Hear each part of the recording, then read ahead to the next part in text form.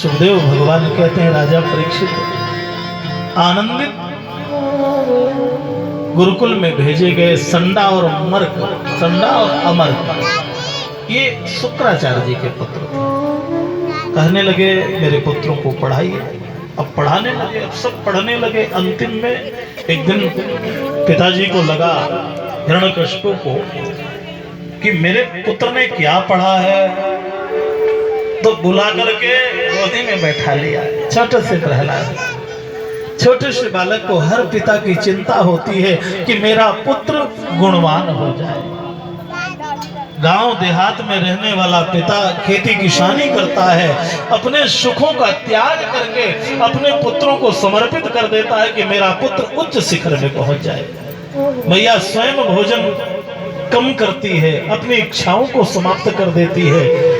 पर बंधु, संसार में दो ही तत्व हैं जो अपने से आगे देखना चाहते हैं। दुनिया तो पैर खींचना चाहती है।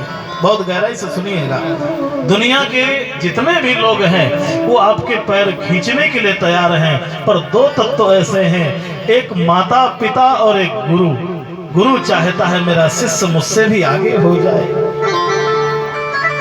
ऐसा कोई गुरु नहीं है जो शिष्य को ज्ञान देने के बाद ये कहे कि मेरा शिष्य मुझसे पीछे रह जाए, मेरा शिष्य मुझसे आगे हो जाए। पिता चाहता है मेरा पुत्र मुझसे आगे यशवान, धर्मवान, धनवान, कीर्तिमान।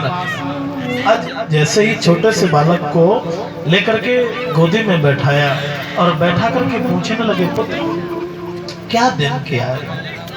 इसलिए मैं एक बात आपसे कहूंगा, माँ भले ही पढ़ी ना हो, पिता बिल्कुल पढ़ा ना हो, पर अपने पुत्र से पूछने का अधिकारी जरूर है कि बेटा तूने क्या पढ़ा है। आपको अंग्रेजी नहीं आती कोई बात नहीं है, पर एक बार उससे पूछे जरूर कि आज का चैप्टर क्या किया, आपका सब्जेक्ट क्या हुआ। उसको भय तो रहेगा कि मेरी माँ मुझसे पूछेगी, मेरा पिता मुझसे पूछेगा कि क्या पढ़ के आया है।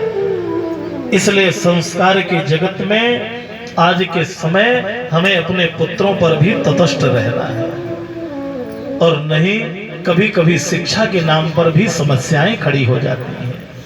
आज के समय में बड़े बड़े जगहों में, विदेशों में लोग जाते हैं, और जब विदेश से लौट के आते हैं तो भारतीय संस्कार नहीं होता उनका। इसलिए मैं आपसे एक बात कहता हूं कि माता का मातृत्व और पिता का पितृत्व अगर बरकरार रखना है तो उनके अंदर संस्कार का बीज बोइए। उनसे कहिए, बेटा तूने स्नान करके जल सूर्य भगवान को दिया कि नहीं, तूने एक हनुमान चालीसा पढ़ा कि नहीं। उसको तिलक बंधन की परंपरा डालिए। हमें कोई भय नहीं, हम सनातन धर्मावलंबी